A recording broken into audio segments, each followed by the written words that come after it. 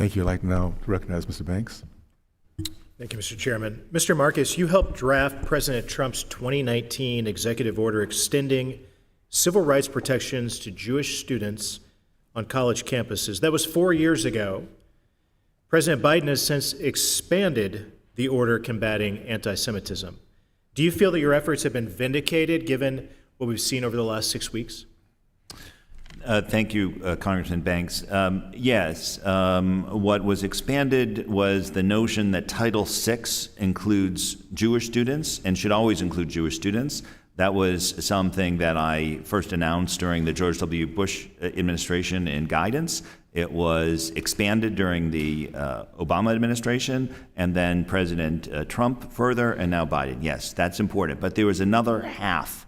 There's another half of that approach, which is to use a definition that will give clarity to what is anti-Semitism.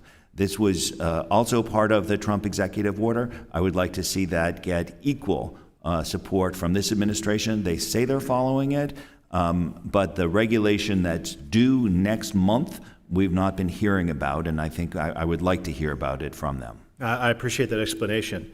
Specifically, the order empowered the federal government to withhold funding from any college or university that enabled anti-Semitism. And at the time, many Democrats attacked it, right, when President Trump released this important executive order. In fact, my colleague from Washington State, Ms. Jayapal, said, quote, "It will do nothing to protect Jewish students. Instead, it'll usher in a climate of fear for campus activists."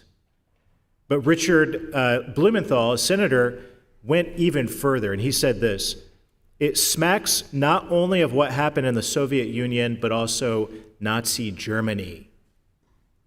Mr. Marcus, do you think President Trump's executive order served to, quote, "usher in a climate of fear for student activists on campuses"? Just the opposite. It's the most important tool we have, and that's why the Biden administration is saying that it is still active policy.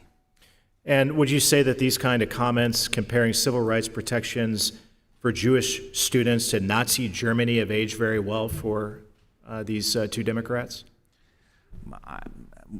Without commenting on members of Congress, what I would say is this: support for measures like the executive order on combating anti-Semitism should be bipartisan. It is based on ideas that have been accepted by the Obama administration. I don't see why it cannot be more broadly accepted among people of goodwill of all persuasions. Yeah, I hope, back to my initial question, that you do feel vindicated, that these outrageous, outlandish, offensive comments from these two, and there are so many more that I won't spend time reading today, are ridiculous.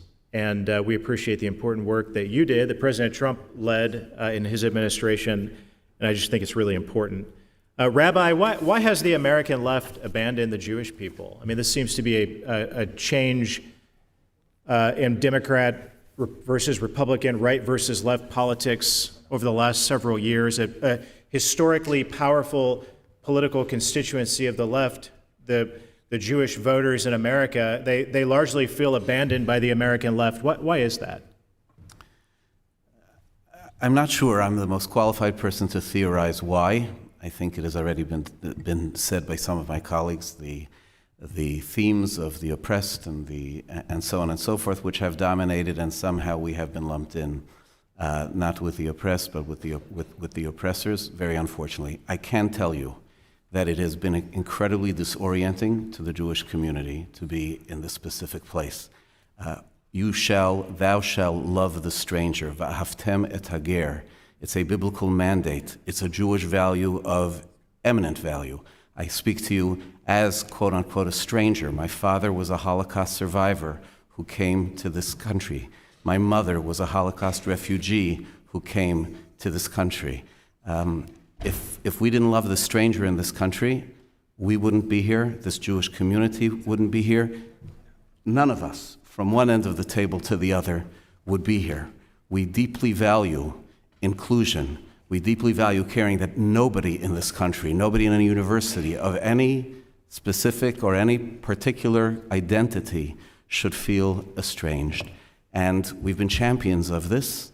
and today we feel excluded by it. Like all of you, I wish these issues were bipartisan, but it doesn't feel like it anymore. Combating anti-Semitism, supporting Israel, supporting the Jewish people doesn't feel bipartisan like it used to. With that, I yield back.